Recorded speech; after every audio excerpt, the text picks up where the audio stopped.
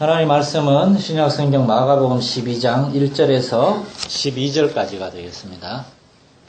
신약성경 75쪽 마가복음 12장 1절에서 12절까지 저와 여러분이 한 절씩 교독하시겠습니다. 신약성경 마가복음 12장 1절에서 12절입니다. 한 절씩 교독하겠습니다. 예수께서 비유로 그들에게 말씀하시되 한 사람이 포도원을 만들어 산 울타리로 두르고 접지 않은 틀을 만들고 망대를 지어서 농부들에게 새로 주고 타국에 갔더니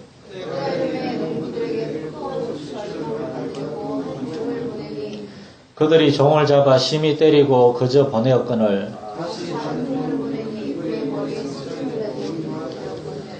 또 다른 종을 보내니 그들이 그를 죽이고 또 그 외 많은 종들도 더러는 때리고 더러는 죽인지라.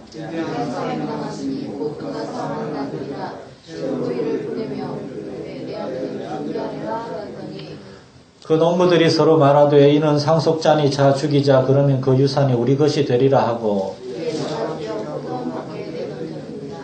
포도원 주인이 어떻게 하겠느냐 와서 그 농부들을 진멸하고 포도원을 다른 사람들에게 주리라. 이것은 주로 말미암아 된 것이요 우리 눈에 놀랍도다 함을 읽어보지도 못하였느냐 하시니라.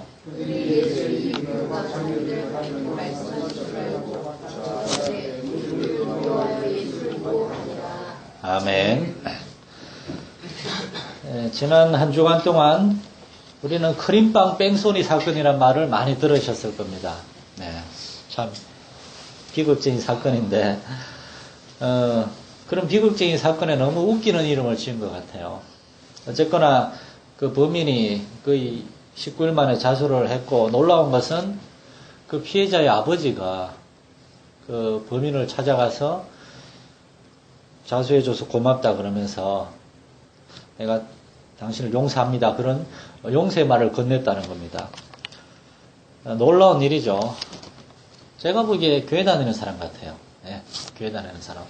기사에는 신께 기도했다라고 되어 있는 거 보면 요즘 기사에서 하나님이란 이런 말을 잘 안 쓰거든요. 기자들이 아주 그냥 어떻게든 기독교에 덕이 되는 그런 건 하지 않고 독이 되는 건 하려고 그러고 해서 근데 아마 그분이 교회 다니는 분이라고 믿는데 그런데 그 범인이 사건을 솔직하게 자백하지 않고 자꾸 이런저런 변명을 하고 거짓말을 하고 또 알고 보니까 그 19일 동안 자기가 안 한 것처럼 이렇게 막 위장을 하고 그런 모습을 보고 이제 그 피해자의 아버지도 많이 화가 나고 국민들도 많이 분노하는 것을 보면서 우리는 배은망덕이라는 말을 또 올리게 됩니다. 큰 은혜를 받았는데 그 은혜를 잊어버리고 아주 나쁜 행동을 할 때 배은망덕이라 그럽니다.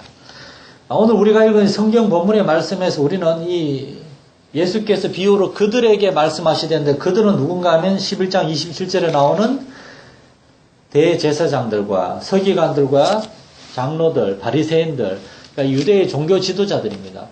그들의 모습에서 우리는 사실은 이 배은망덕이란 단어를 떠올리게 됩니다. 하나님의 은혜를 잊어버리고 하나님이 보내신 구세주 예수를 거부한 그가 바로 배은망덕이라는 거죠. 이제 이 종교 지도자들은 예수님이 성전에서 하나님의 말씀을 가르치는 거 보고 막 화가 났습니다. 그들이 화가 난 이유는 이 북쪽 지방 아주 총구석 나사렛 출신의 그 젊은 친구가 자기들의 허락도 받지 않고 예루살렘 성전에서 하나님의 말씀을 가르치고 있었다는 것을 화가 났습니다.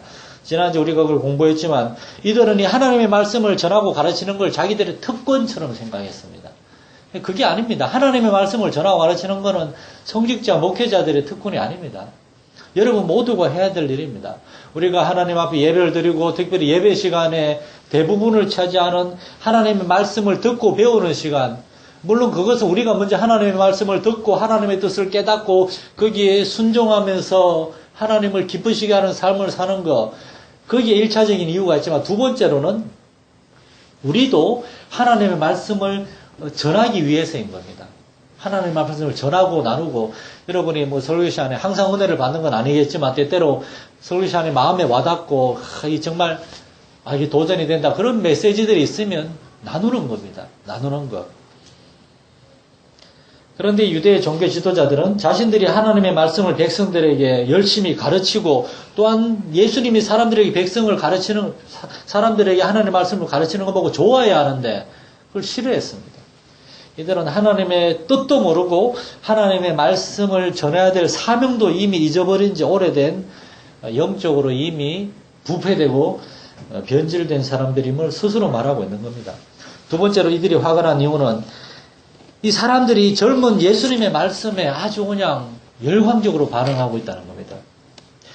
자기들이 회당에서나 성전에서 하나님의 말씀을 가르칠 때 사람들은 막 다 졸고 앉았는데 이 젊은 예수님이 가르칠 때 사람들은 전부 다 눈에 불을 켜고 말씀을 듣는 겁니다. 그러면서 반응이 야, 이 말씀은 권세 있다. 우리 백성의 제사장들과 서기관들과 다르다. 얼마나 자존심 상하는 겁니까?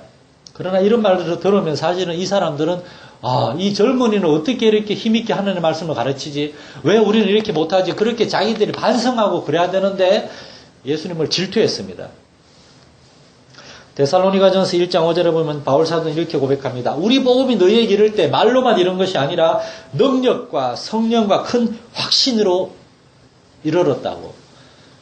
이 예수님과 바울 사도와 초대교회 지도자들이 하나님의 말씀을 전하고 선포할 때 그런 놀라운 역사가 있었습니다. 오늘날 교회와 목회자들의 가장 큰 기도의 제목 중에 하나는 바로 오늘날 교회에서 정말 하나님의 말씀이 이렇게 능력과 성령과 큰 확신으로 선포되는 것. 정말 이것이 목사인 저만이 아니라 우리 모든 성도들의 기도의 제목이 되어야 할 것이라고 믿습니다. 사람들이 교회 와가지고 하나님의 말씀을 듣고 배울 때 이 말씀이 진짜 하나님의 말씀이구나. 이런 깨달음이 있어야 되고 확신이 있어야 됩니다.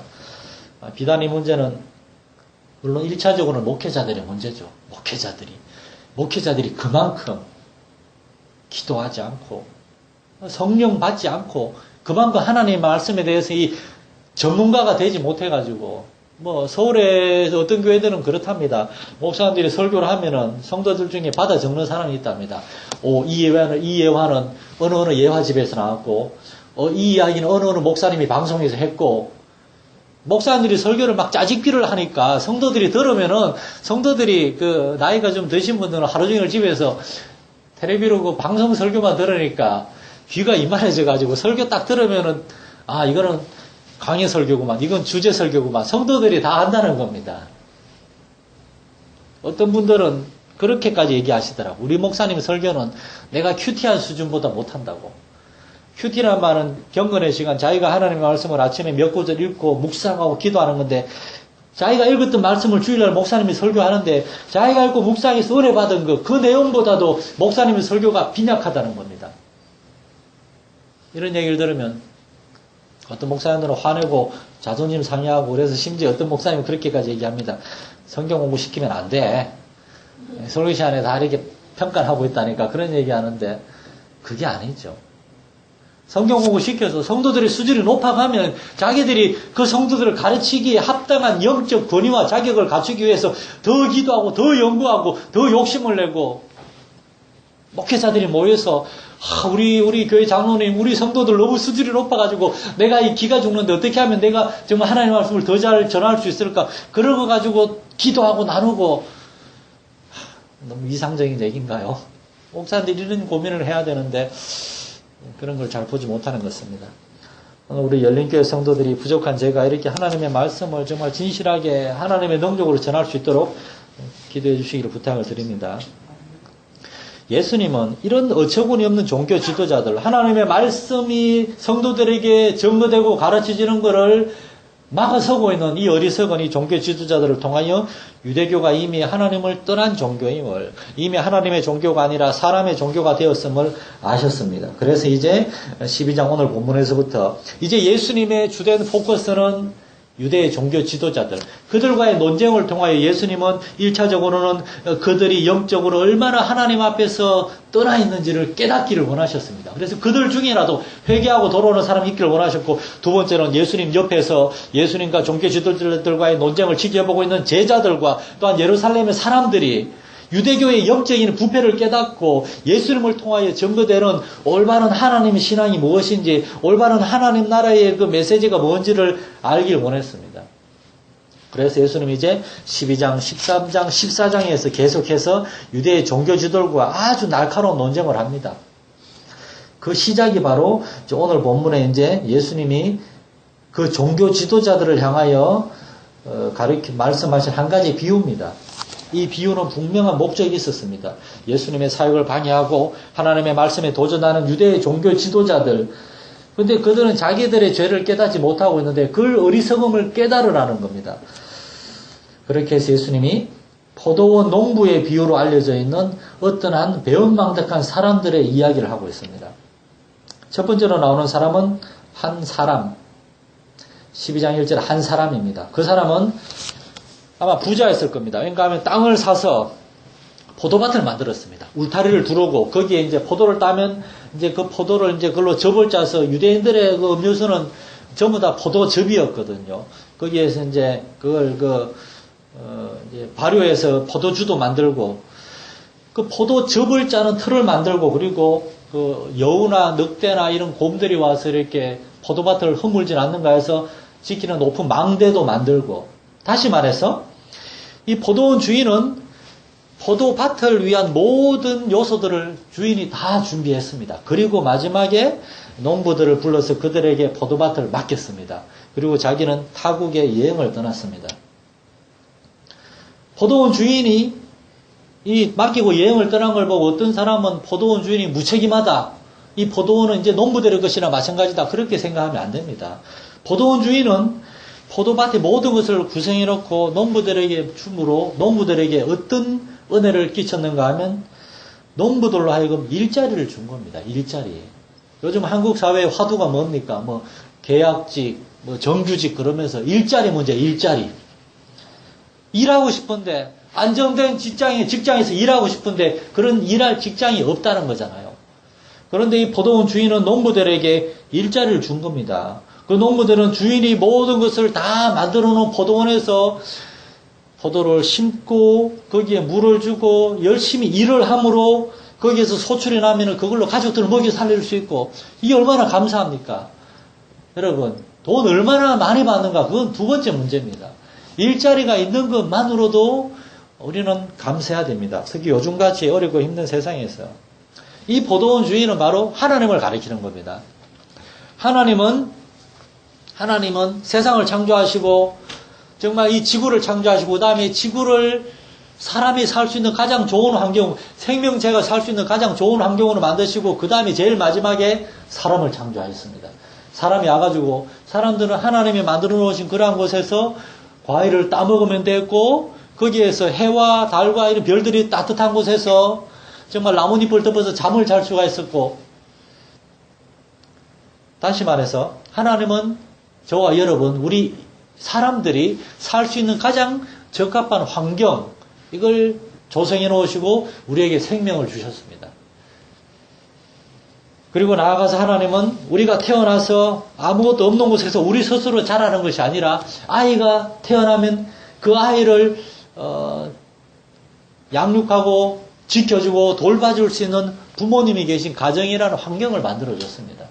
저기 짐승들의 세계 보세요. 어떤 데 짐승들이 새끼를 넣어놓고 딴 데 가버립니다. 새끼들은 지가 알아서 커야 돼요. 그게 됩니까?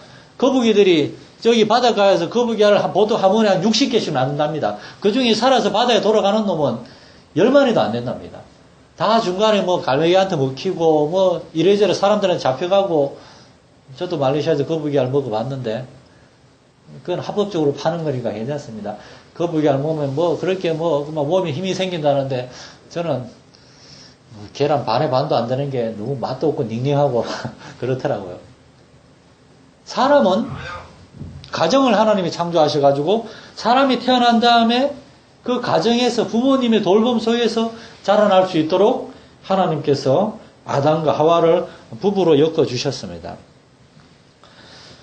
이 중에 이제 자녀들이라고 이제 3명밖에 없는데 유빈이 한수영제 대성제밖에 없는데 부모님을 존경하고 부모님께 효도할 수 있는 여러분 되시기를 바랍니다. 네? 이 사람만이 부모의 은혜를 감사해야 하고 부모를 존경하고, 그래야지 나중에 자기가 또 그 애들 쭉 낳았을 때 애들이 또 이렇게 부모를 존중하고 그럽니다, 이렇게. 옛날에 그런 얘기 있잖아요. 고려장이라고 옛날에 고려장. 나이가 들고 이제 더 이상 그동안 할 수 없는 부모님은 지게에 메고 산에 가서 버렸다면서요. 한 아버지가 어머니를 이제 지게에 메고 산에 가 버린 아들이 옆에 따라오는 겁니다. 뭐 오냐 집에 가는데 아니 그냥 보려고요. 뭘 봐. 그러니까 나도 나중에 해야 되니까. 따라왔습니다. 할머니하고 지게를 놓고 가는데 아들이 지게를 챙겨가는 겁니다. 그러니까 그 아버지가 야, 그 지게 뭐 그냥 놔두라. 근데 아들이 나중에 아버지 버릴 때 지게가 필요하잖아요. 그래서 아버지가 마음에 큰 깨달음을 얻어서 어머니를 다시 지게에 싣고 왔다는데, 우리가 자녀들은 우리가 가르쳐 주려고 하는 건 배우지 않고 정말 우리가 깨닫지도 못한 것들을 보고 배우는 것 같습니다.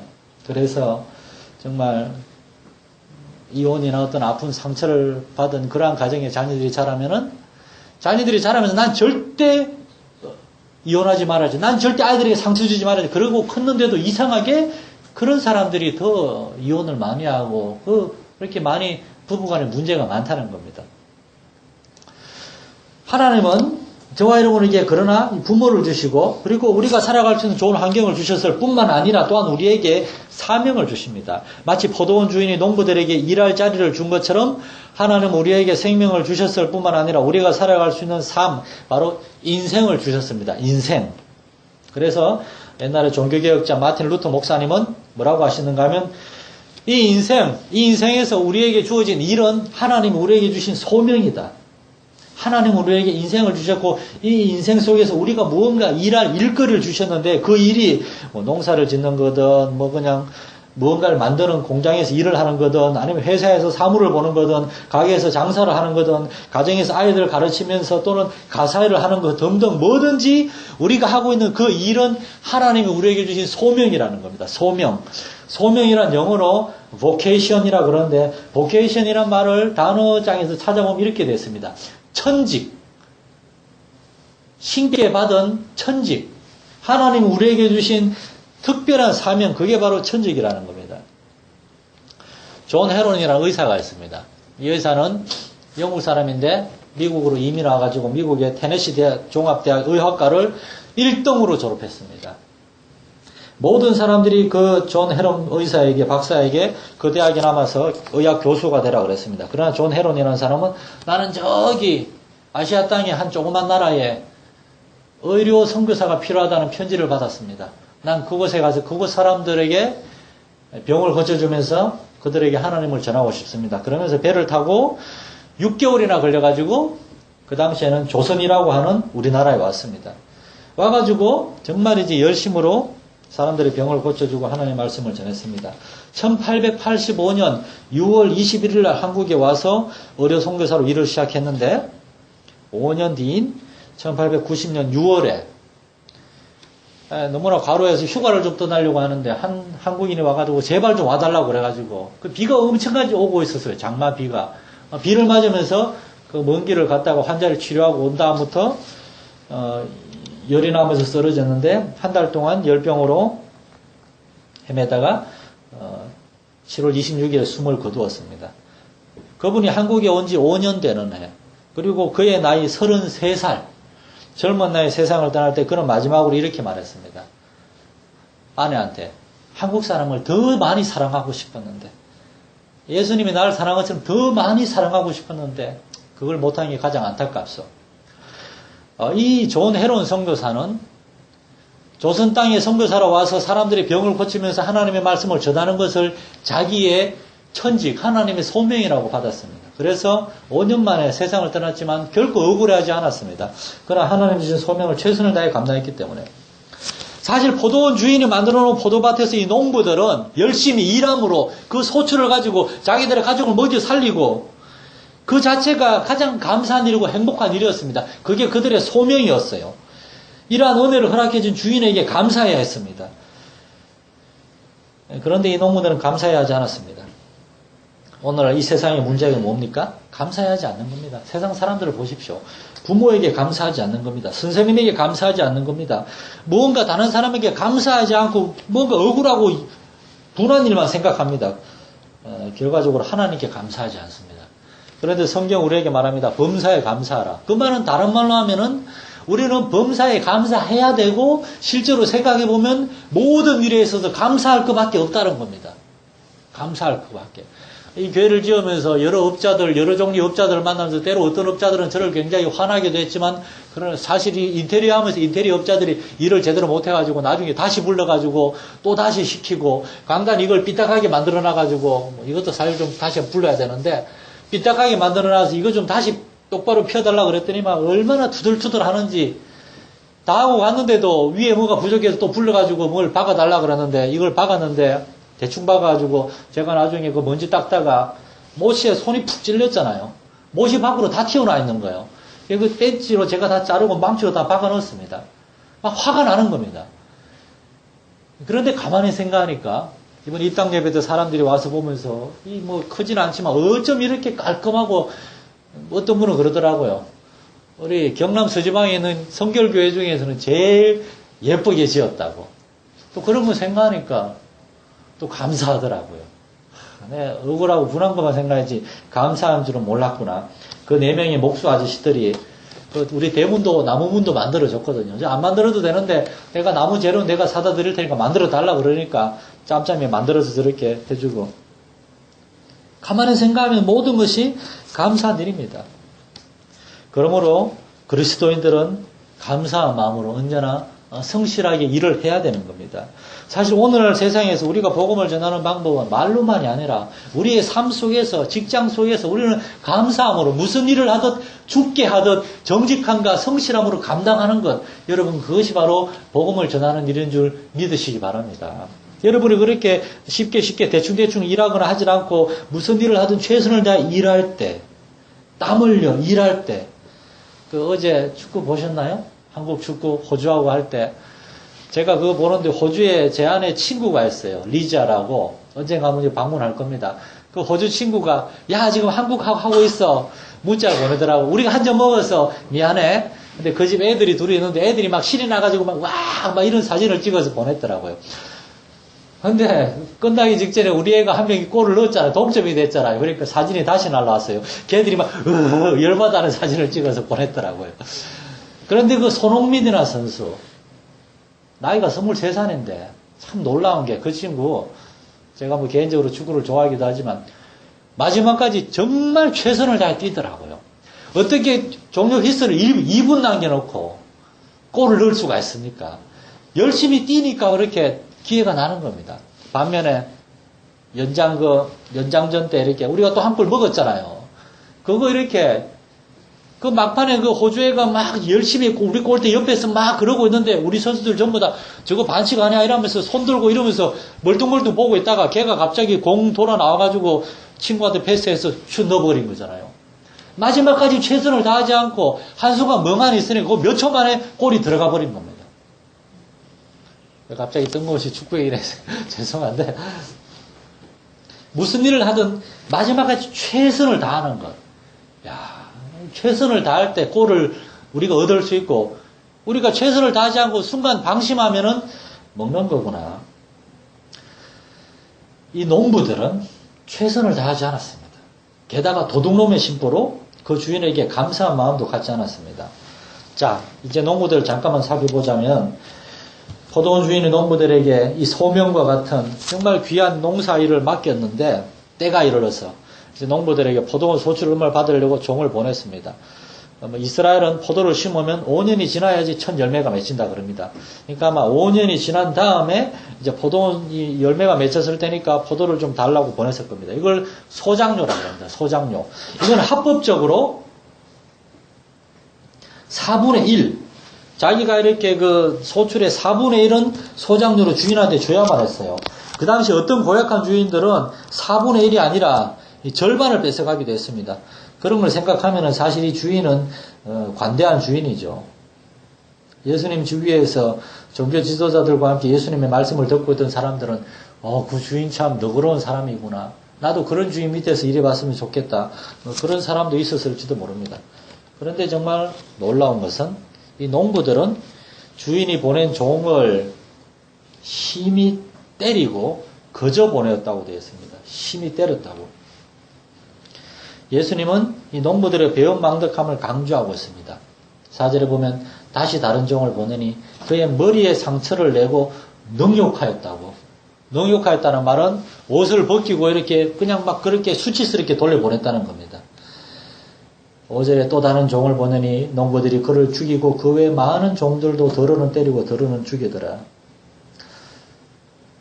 이 말을 듣고 있는 종교 지도자들과 그 많은 예루살렘 사람들은 아니 그 농부들 미친 거 아니야? 왜 그러지 그랬을 겁니다. 여기에서 예수님이 말씀하고 있는 것은 바로 유대인들이 구약시대에 하나님께서 보내신 선지자들, 하나님의 종들이 와가지고 유대인들과 유대 종교 지도자들이 하나님과 그 가나안의 우상신들을 하나님도 섬기고 우상도 섬기고 이거 봐라 하나님 섬긴 우리나라는 힘이 없고 우상을 섬기는 아수르와 바벨론은 힘이 세다. 우리도 저들의 신을 섬겨야겠다. 그러면서 우상 숭배와 불순종 하나님 중심의 신앙에서 벗어나는 걸 보고 하나님이 그게 아니라고 하나님이 힘이 없어서가 아니라 너희가 하나님을 전적으로 신뢰하고 하나님의 말씀을 순종하지 않아서 그렇다고 그들의 죄를 깨워주는 하나님 보낸 선지자들 그 선지자들을 유대인들이 이렇게 심히 때리고 그의 머리에 상처를 내고 능욕하였다는 말은 이 유대인들이 선지자들을 돌로 때려 죽인 적이 많거든요. 돌로 머리를 때리고 그렇게 해서 유대 종교 지도자들이 역사상 하나님 보낸 선지자들을 박해한 것을 지금 예수님은 비유적으로 얘기하고 있는 겁니다. 마태복음 23장 37절에 보면 예루살렘아 예루살렘아 선지자들을 죽이고 네게 파송된 자들을 돌로 치는 자여. 지금 예수님은 그 유대 종교 지도자들 이렇게 얘기하고 있는 거예요. 너희는 하나님의 말씀을 버렸을 뿐만 아니라 하나님의 말씀을 전하러 온 선지자들도 너희는 이 농부들, 이 배은망덕한 농부들 마냥 너희는 그 선지자들을 때리고 돌로 치고 능욕하고 죽이고 그랬다고. 너희의 죄를 깨달으라는 거죠. 이 농부들이 바로 너희라고 너희. 그러면서 이제 마지막으로 6절 이제 한 사람이 남았으니 곧 그가 사랑하는 아들이라 최후로 이를 보내며 이르되 이 주인은 생각이를 내 아들은 존대하리라. 내 아들은 존경하리라. 우리가 궁금한 거는 이 포도원 주인은 왜 이렇게 계속해서 이 악한 농부들에게 그 종을 보낸 것일까요? 처음에 보낸 종이 심하게 얻어맞고 또 그걸 보고 바로 달려가서 농부들 혼내줄 수 있었는데 왜 계속해서 다른 종을 보내고 마지막에는 자기의 사랑하는 아들까지 보낸 것일까요? 왜냐하면 주인은 농부들이 자기들의 어리석음과 자기들의 잘못을 깨닫고 회개하기를 기다린 겁니다. 다시 말해 주인은 농부들에게 기회를 준 겁니다. 주인에게 용서를 구하고 합당한 소출을 가지고 와서 돌려드리면서 잘못했습니다. 농부들이 회개하기를 기다린 겁니다. 주인은 그들에게 끝까지 기회를 주었고 그들을 기다렸습니다. 그리고 마지막으로 사랑하는 아들까지 보낸 겁니다. 그러나 이 농부들은 그 아들까지 죽이면서 이는 상속자니 자 죽이자 그러면 이 포도원이 우리 것이 될 것이다. 그러나 그 포도원을 통째로 빼앗기를 원했습니다. 여기서 예수님은 우리 사람의 본성을 말하고 있는 겁니다. 하나님의 말씀을 버리고 하나님의 뜻하고 상관없이 우리 마음 내키는 대로 살아가려고 하는 것. 심지어 교회를 다닌다고 하는 사람들도 듣기 싫어하고 좀 부담스러워하고 귀찮은 말 중에 하나가 하나님의 뜻입니다. 하나님의 뜻이 뭔데? 하나님의 뜻 모르겠어요. 그냥 교회만 다니면 되지 뭐 꼭 그렇게 하나님의 뜻대로 살아야 합니까? 여러분 참된 믿음, 올바른 믿음의 증거는 뭔가 하면은 하나님의 뜻에 굴복하는 겁니다. 여러분 구원받는 거란 뭘 의미하는가 하면은 구원받는 거는 날 좀 구원해 주십시오. 하나님께 달려와서 구원해 달란 말입니다 하고 하나님께 따지고 요구하는 것이 아니라 하나님 앞에 내가 얼마나 죄인인지를 깨닫고 막 엉엉 울면서 통회하면서 회개하면서 하나님 나는 지옥에 가야 합니다. 나는 구원받을 자격이 없습니다. 나를 불쌍히 여겨 주십시오. 그렇게 막 회개하면서 나아갈 때 빈손으로 하나님 앞에 그렇게 나아갈 때 하나님께서 그들에게 주시는 은혜의 선물이 바로 구원입니다. 다시 말해서 구원은 우리가 전혀 기대하지도 않았는데 하나님이 주시는 겁니다. 그런데 나 교회 잘 다니니까 나 예수님 내 주님이라 고백했으니까 입으로 말했으니까 나 교회 봉사도 많이 하고 하니까 나 지금 구원해 주십시오. 내가 구원받는 건 당연한 거 아닙니까?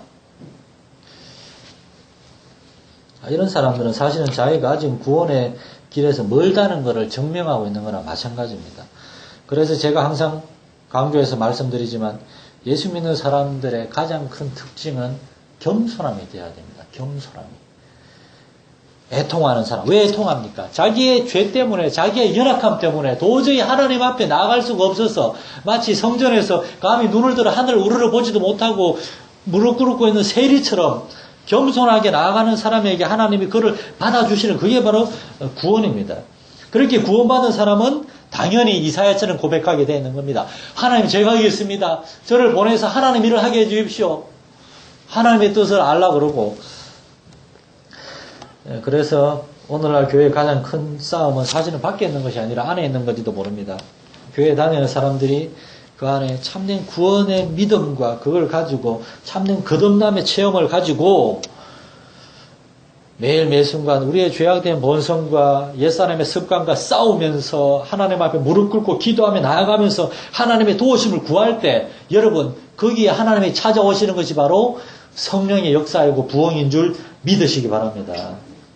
우리 열린교회 가운데 이 땅의 교회들 가운데 이러한 참된 구원의 회복과 참된 부흥의 회복이 있어야 되는 겁니다. 사람들은 종종 말합니다. 이 세상이 지옥이라고.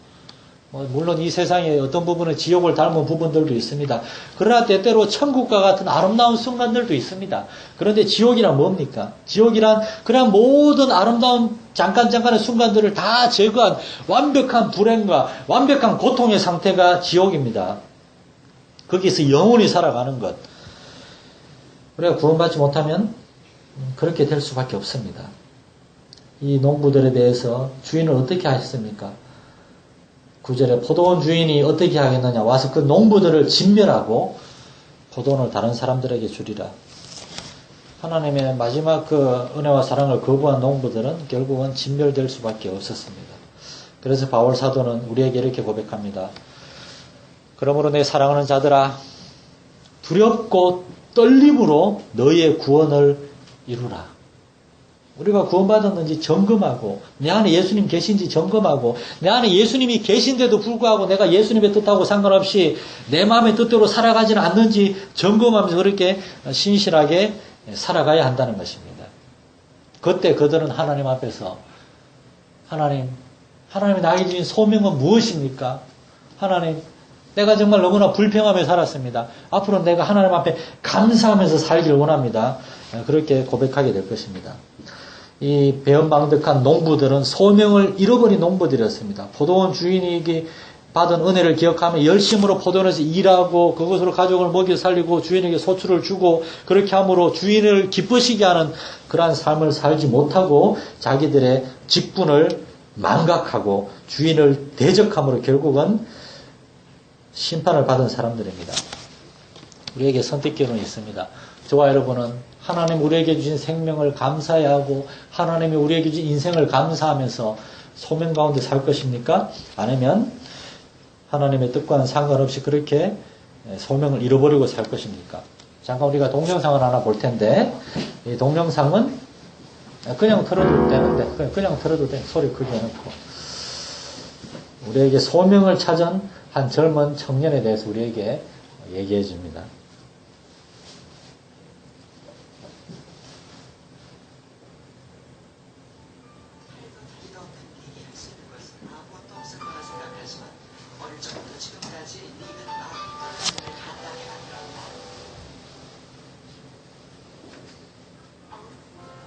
호주에서 태어난 닉은 태어날 당시 의학적으로는 아무 이상이 없었지만 팔과 다리가 없이 아주 작은 왼쪽 발만을 가지고 있었다. 그리고 자라면서 그는 점점 더 어려운 일들에 도전했다. 운동을 즐기고 친구들과 여행을 한 것은 물론 대학에서는 회계와 정보학을 복수적으로 할 만큼 그는 자신의 활동을 힘들었던 어린 시절 때문인지 특히 닉은 청소년들에 가며 더욱 관심을 갖는다.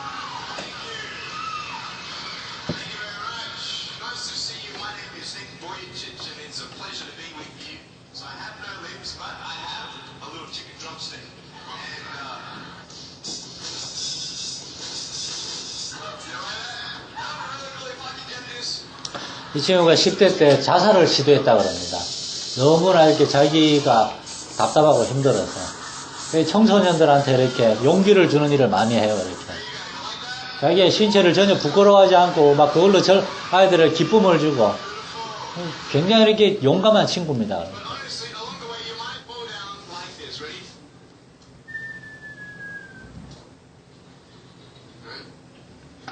자기 온몸으로 이렇게 메시지를 전하고 있는 겁니다.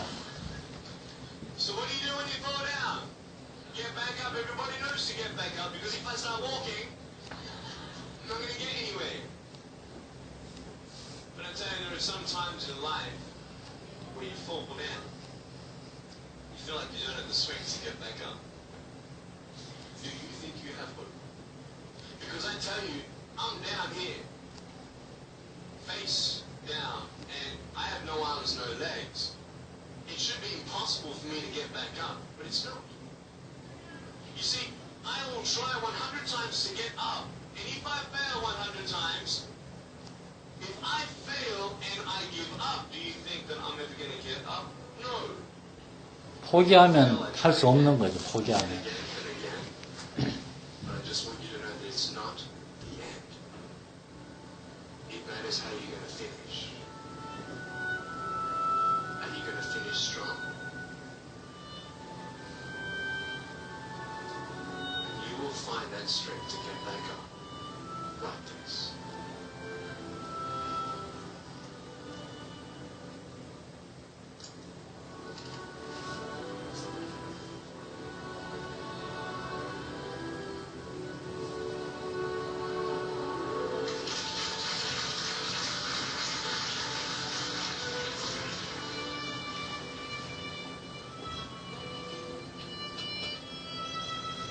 이 친구가 이렇게 얘기했습니다. 뭐라고 하는지 보세요. 자, 내가 일어서는 것만으로도 누군가에게는 희망이 됩니다. 그리고 그것이 나를 부르신 주님의 계획이었습니다. 팔다리 없는 이 친구가 일어서는 것만으로도 누군가의 희망이 되는, 그걸 보여주는 것, 그게 내 소명이다. 하나님 이 친구를 놀랍게 사용하셨습니다. 이건 어쩌면 반의 반개의 달란트밖에 못 받아서 줄지도 모릅니다. 근데 그걸로 그는 30배, 60배, 100배의 열매를 맺었습니다. 하나님이 저와 여러분을 거두은 농부를 부르시고 생명과 삶을 주시고 소명을 주셨습니다.